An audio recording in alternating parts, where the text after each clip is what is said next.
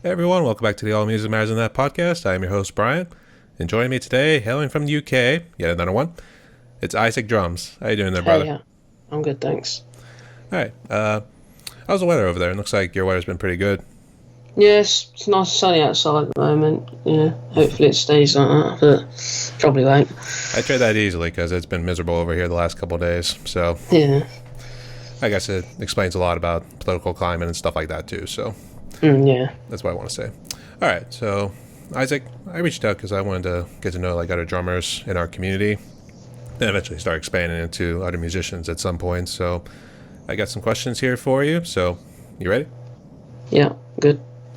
All right, so let's start off with an easy one. Tell us a little bit about yourself, particularly in your drumming history. Right, well, I got my first drum kit when I was about 11, 10, 11, I think. And it was in about 2019, I think. And my dad actually got it for free for me. He was going to get thrown out by one of his friends, and he just thought, all right, I'll take it and give it to Isaac and see what he does with it. Yes. Did you like start off playing drums, or like you just started off with like the pots and pans in the kitchen, or did you start off with like another instrument and then work your way into drums? Before I got that drum kit, I've never played a musical instrument. He just gave it to me, and I just thought I might as well just use it, else I don't want to sit in there gathering dust. So. Yeah, that's true.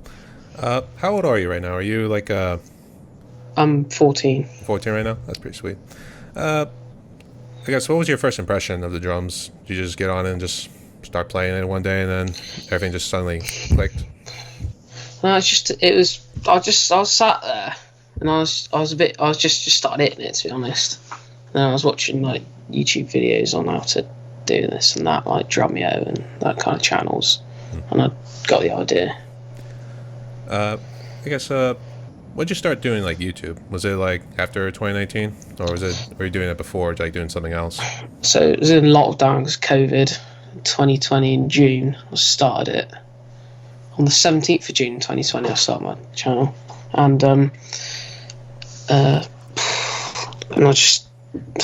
I was just bored in lockdown, so I thought I might as well just do it.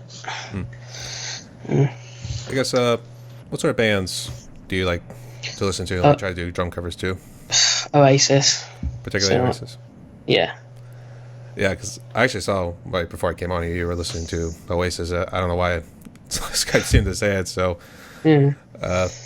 I guess is there a particular song you really like from Oasis, or is it Live Forever. It's my favourite song. Lyrics. It's good. I actually did see your little drum cover you did together with Sacha, right? Yeah. Sacha, your drummer. Yeah. And what song did you guys play? That was Liam Gallagher. Everything's Electric. Ah, sweet. That was cool. Did you reach out to him? Because are you guys close by? I think he lives in London. I'm pretty sure. I just subscribed to him and was watching my videos. So I thought I was going to do, because Ash Wells was doing a cloud competition, which obviously you're in as well. So I thought I'd just ask him so he wants to do it, and he said yeah. So. Actually, where did you guys place? Because me and Joshua ended up in fourth place, actually. Came third. Did you? I think. Yeah. That was pretty Which I was sweet. quite happy with.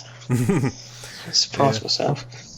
Yeah, actually, it was Bruce and it was I forget the guy's name, but I can always picture it. But yeah, Bruce and then Drum Man 191 won the whole thing. Came first, and Bruce and someone else, can't remember. I guess where are you at in the UK? Are you close to Ashwells or where at? I think Ash lives around Bristol way, and I'm in Devon, which is probably like 3 hours away from there. Really? Yeah. Do you guys like get any sort of like the crime dramas and those kind of TV shows that like come through your neck of the woods? Because like, yeah. do you? Yeah. Me and my mom, we started picking up watching that, just kind of fill in our little boredom because, as you said, COVID kind of kept us indoors, and like so we needed to like pick up something new to kind of keep us preoccupied. So I was trying to think, was there a particular show that came through or anything like that? Anything you would know? What my favourite TV show? Yeah. Or just well, I mean, to be honest, it's probably The Simpsons. Really? Actually, yeah. I like a bit of Brooklyn Nine-Nine as well. Yeah. And you're actually a big soccer fan too, because I recognize with the shirt. Is that your favorite team you're wearing? Yeah, Man United. Yeah. They're actually playing. They're playing right now. I'm missing it. It's annoying, isn't it? Oh, sorry. Don't worry. I like doing this. Don't worry. It's all right. Well, actually, I had no idea, to be honest. But how crazy does it get for the soccer games? Does the fans get a little rowdy and everything? Yeah, English football's it can get quite rowdy. Yeah, I don't. Obviously, I live nowhere near Manchester, like 6 hours away. But you're watching it on TV. It's loud, good atmosphere.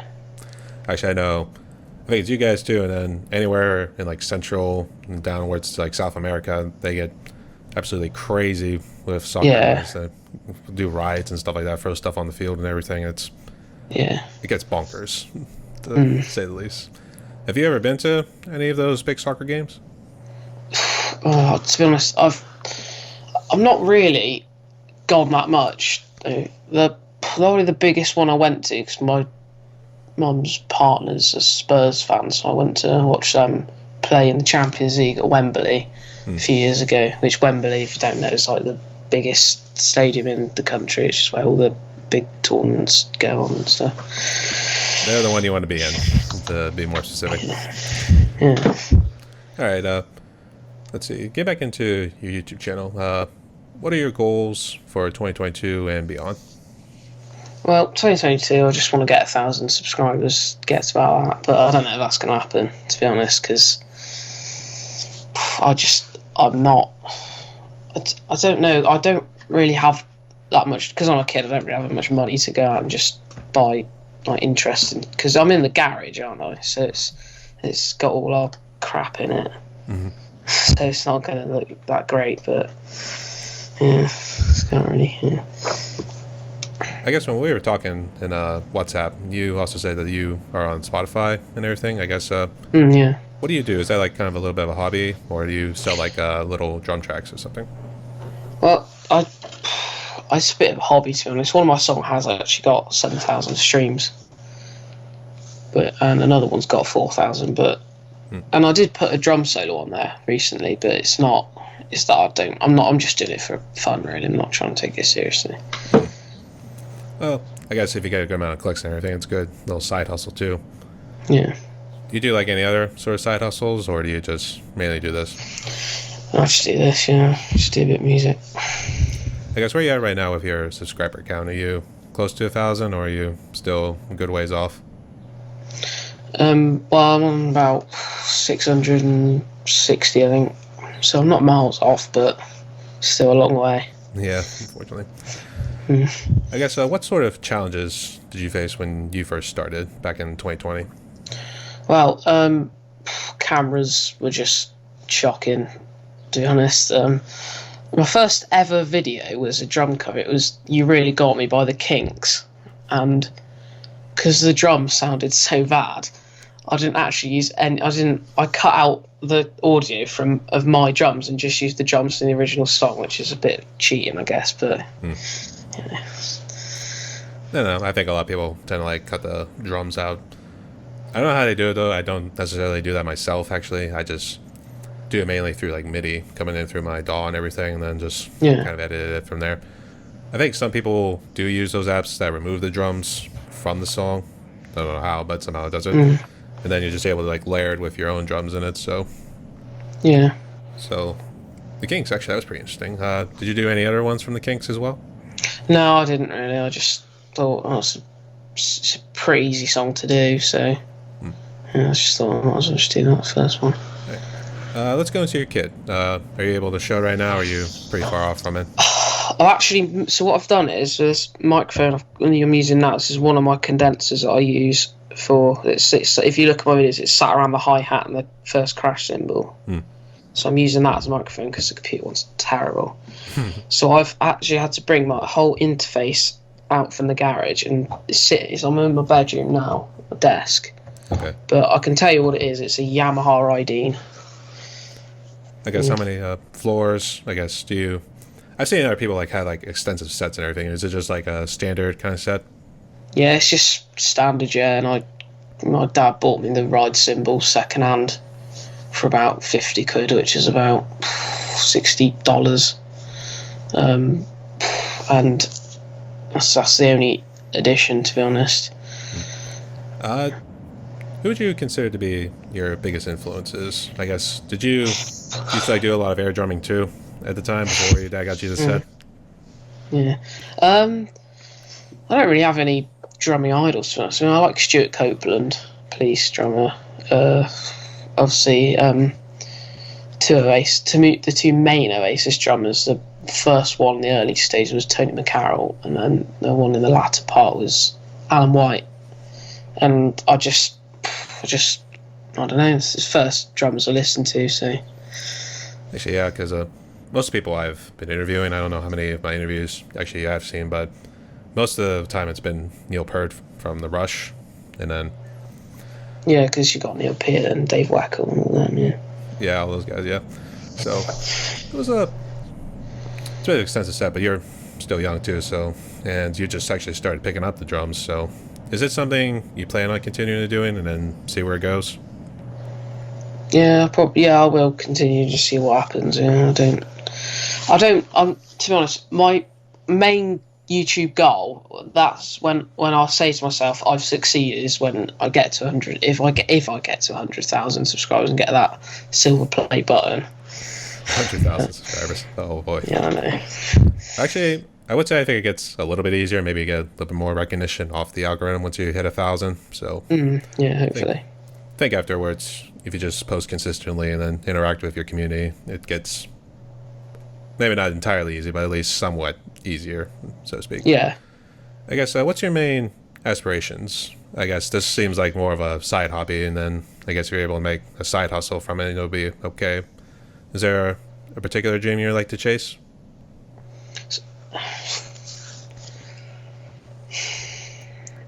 Can you repeat that? Sorry. I was going to say, is there a particular dream you want to chase? Like, do you want to be like a doctor, nurse, lawyer, stuff like that?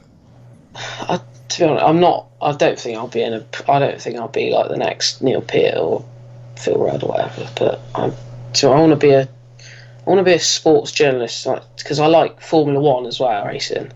So either that or football or soccer. Formula One racing. Do you guys get any out in the UK? Do we get any F1? Formula One racing. Yeah, we don't. We get the one in Silverstone, which is in London, but I've never been because it's too expensive. Of course, yeah. They want the people with the bigger wallets there too, so... Yeah. Alright, so let me see. Would you ever think of considering moving up to an electric kit at some point?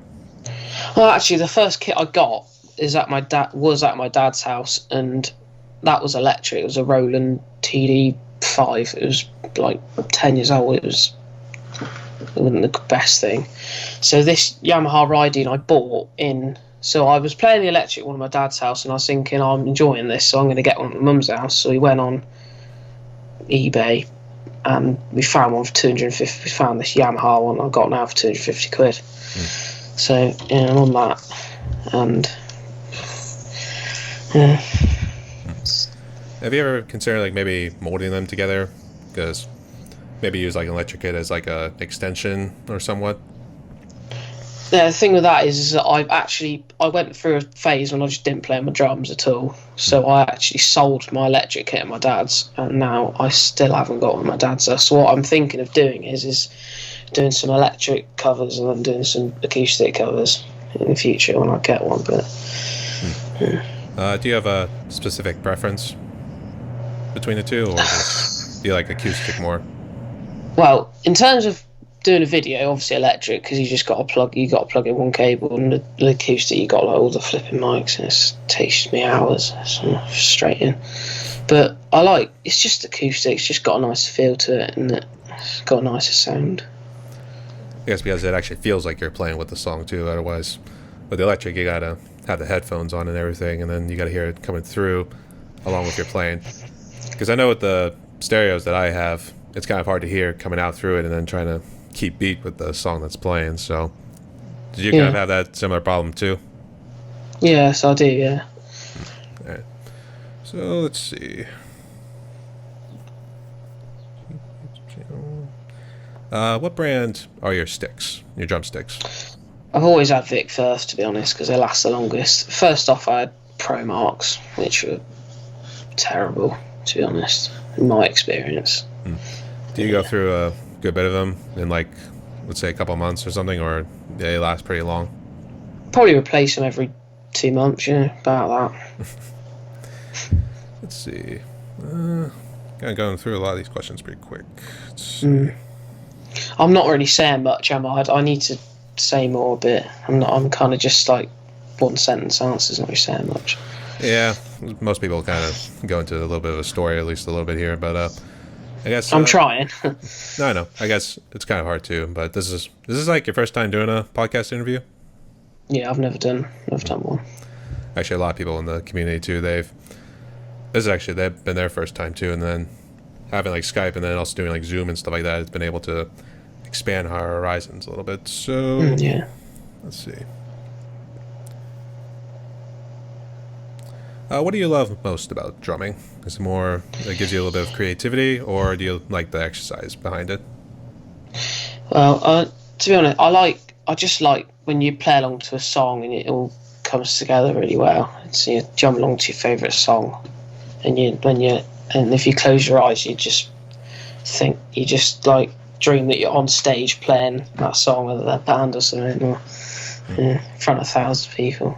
Yeah. Actually, that's kind of how Rock and Roll Band was with Boston, because you get the little crowd cheer as it slowly nears the end of the song, too. Yeah. Let's see. Is there a particular genre you would like to play going forward? To maybe experiment a little bit?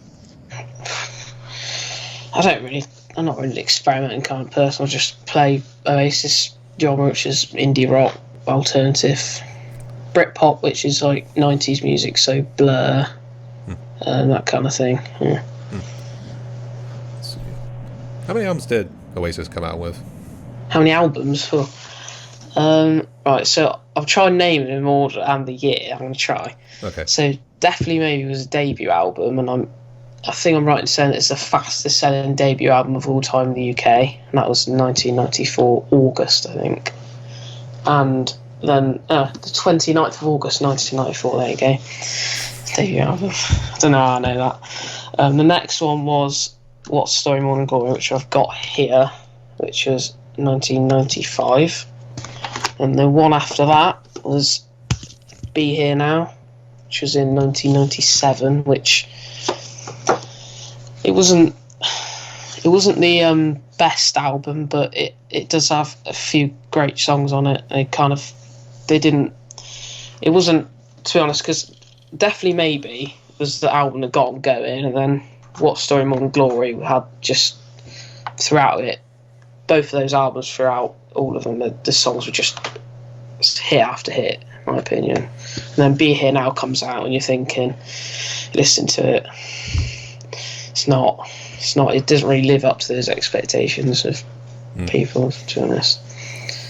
Yep. I guess. Oh, sorry, should I carry on naming them, or do you want to? No, that's fine. I guess, do you have any other CDs right there? I guess, do you have a little collection? Yeah, I've got vinyls as well, actually. Do you? I've got a little vinyl collection. Do you have them right next to you, or are they in its location? They're in this drawer right here. I guess, which one would you say is your favorite vinyl record you got right there? Well, actually, so last year they released. So I don't know if you know, but Nebworth in 1996, there was like 125,000 people over 2 nights, 250,000 people over 2 nights, and it's like the biggest outdoor concerts in British history, I think. And I got the live album of that, which I'm just going to get here, which is that one. Oh, sweet. Yeah, is this triple? No, yeah, this is triple heavyweight LP right here. It's got 3 LPs in one. Yeah, so I got the CD of that and the Blu-ray because it was a documentary as well.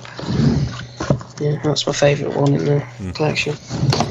It's kind kind of sweet too because vinyl seems to kind of be making a little bit of a comeback. Has it been making a comeback in the UK too? Yeah, it has quite a lot. You see, so there's this British music store which is like the go-to music store called HMV. I don't know if you know it, but there's literally they've got rows and rows of vinyls in there and CDs still. Because you think about Spotify and Apple Music and places like that, people just go on their phone and get it. I mean, I've got Spotify as well, but I still every now and again get the vinyl out and give it a play. So, yeah. Yeah, it was a. I don't think I've ever seen the music store, but I think I was trying to think. It's pretty sweet, like how some old stuff, and it's like you just kind of want to reminisce about like some of the older things that people used to do back then. Like it used to just be a turntable and just that big record and everything. That's how you were able to listen to your music. Nowadays, it's more of the streaming services with Spotify, like you mentioned too. So now you're able to like listen to any sort of music, regardless of where it's from. So it's pretty Yeah. I guess now we've reached that part of the podcast where now I give my interviewees a little bit of freedom to ask me anything, or if there's anything you'd like to get off your chest. So, Well, I was actually enjoying going through the albums. So if I keep going, right. So the fourth one was the Master Plan, which was released in 1998, which is it's not a studio album, it's a compilation album. And I've got it here. I can get it out. This is on. I haven't got it on CD, but I have it on vinyl, and it is a compilation of all the best B-sides. And so there you go. Which one was that? That's the Master Plan. Master Plan. Okay. Yeah, it's quite a strange album cover, but anyway, it's got all the B-sides. It's got, well, not all of them, but it's got the best B-sides on it, and so it's in my top 3 favourite albums because people haven't necessarily heard them, but they're still really good songs. So yeah, I like that. Was your dad really into more of the classic rock groups? I guess even some of the big ones that came out in the 70s, like Black Sabbath. Let's see. Yeah, my dad likes Status Quo. Do you know who they are? Status Quo? Yeah, no.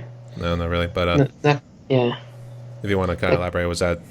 They're quite well known in the UK. The songs like, I don't really like them personally, but he likes Pink Floyd as well, which you probably heard of. Yeah. AC/DC, that kind of thing. Oh, really? It's always cool, interesting when you study the music scene coming out of the UK too, because you start first kind of developing that first bit of heavy metal when Black Sabbath had came out. Maybe a little bit before that, but I think most people contest the idea that it was Black Sabbath that had formulated that doom, dark kind of metal sound when they came out with their self-titled album back in the day. And then you kind of go through the punk age a little bit too, because you get bands like the Sex Pistols and stuff like that. Did your dad ever talk about that kind of history too, or have any albums? I've probably heard a Sex Pistols song before, but yeah, he's not into that kind of thing. My brother's, talking of metal, my brother loves heavy metal, he loves Slipknot and that kind of thing, and I just think it's absolute shite. But yeah, it's my opinion, isn't it? Yes. I guess there was also bands like Napalm Death and both that came out. That's in the heavy metal, death metal kind of regime too. Does he like those too? I don't know. I'll have to ask him, but I don't really know. No, it's not something you follow either. No. GH's own. So I guess is there anything else you want to ask me, or anything else you want to get off your chest? If you also want to keep going with the albums too, I'm gonna keep boring everyone with the albums. So now the fourth studio album, but the fifth album overall, I guess, is Standing on the Shoulder of Giants, which was released in 2000, and that is the Empire State Building, I believe, on that. You'd be correct. So I guess they must have shot from one of those top windows in the building. Yeah, so I'm pretty sure. So Standing on the Shoulder of Giants comes from, it's so £2 coin. I've got one here. Oh no, I haven't. But it says on the side of a £2 coin. It says Standing on the Shoulder of the Giants. So I guess they named it after that. So. I guess any other albums? Because it looks like it's just all Oasis there. So you must have it's all Oasis and Boasters pretty soon. I haven't seen either. I don't. Well, the next album was. Was it that one? Yes, it was. I'm pretty sure the next album was this one on vinyl, which again is probably one of their mediocre albums, which is Don't Believe the Truth, which was released in I think 2005. That's sweet. Look at that. It's a nice, one of their nice album covers, to be fair. Again, it's got a couple of good songs on there, but the rest of them are a bit average in my opinion. Yeah, it sometimes happens with groups. Sometimes it's hard to keep the same material. You make a certain album that ends up being your apex or whatever you want to call it, and then it seems like you kind of slide down, maybe like changing something up, and you think it's for the better, but then it doesn't really resonate with the audience. So, I actually, sorry. No, keep going. I guess I was just trying to keep going there, but what were you going to say? I'm stopping the flow of this, aren't I?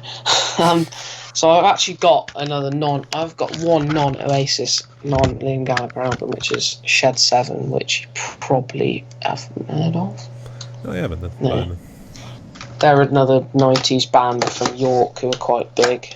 My uncle suggested that I should have a listen, and I did, and one of their songs are good, but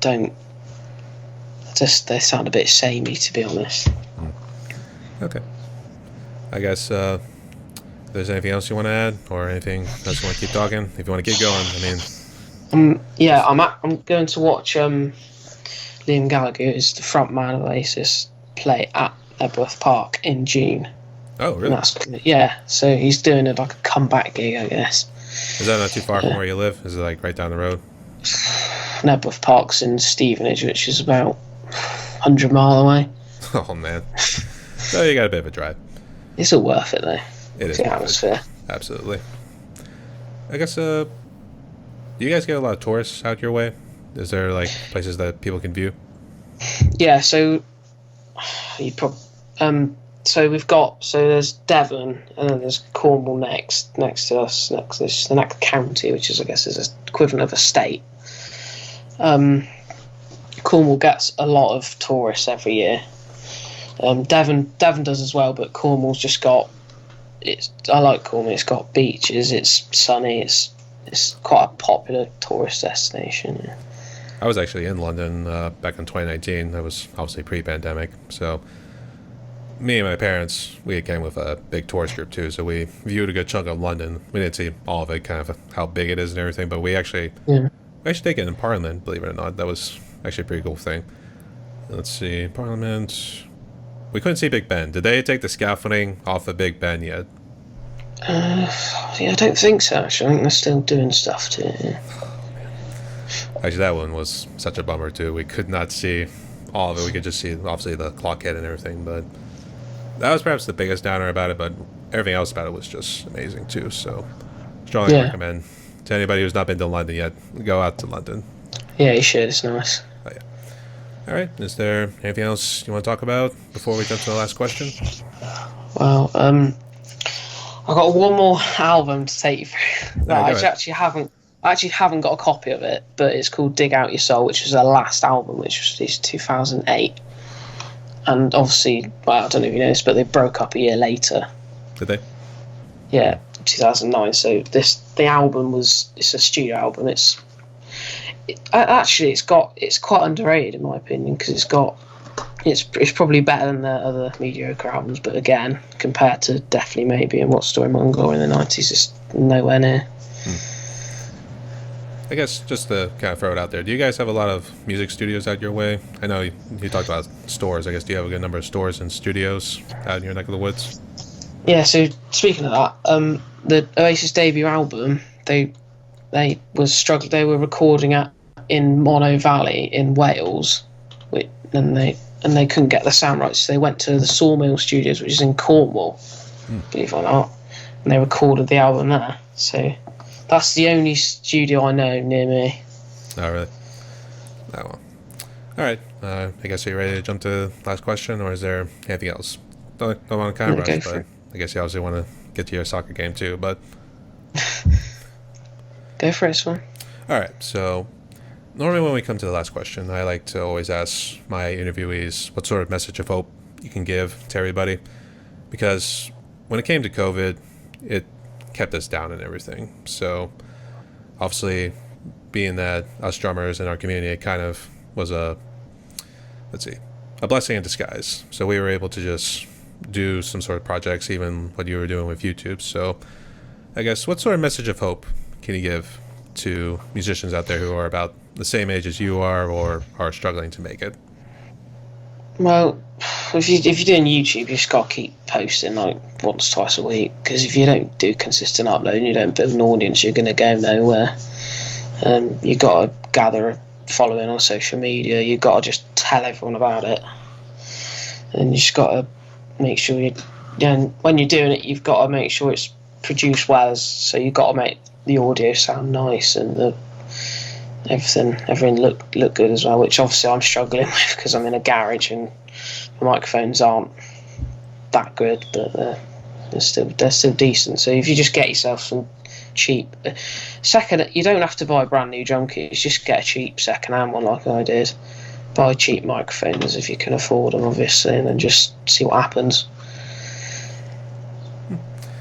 And I guess, not to kind of keep throwing questions, but COVID wasn't really that bad for you. You said it was kind of more of a blessing in disguise whenever when the lockdowns first started happening. Yeah, in terms of YouTube, yeah. I mean, I was just so, lockdown was end of March. Prime Minister was on TV, special announcement saying you need to stay at home. So we were sat there like really depressed because great, we can't do anything. So we can only go out and exercise once a day and that's it.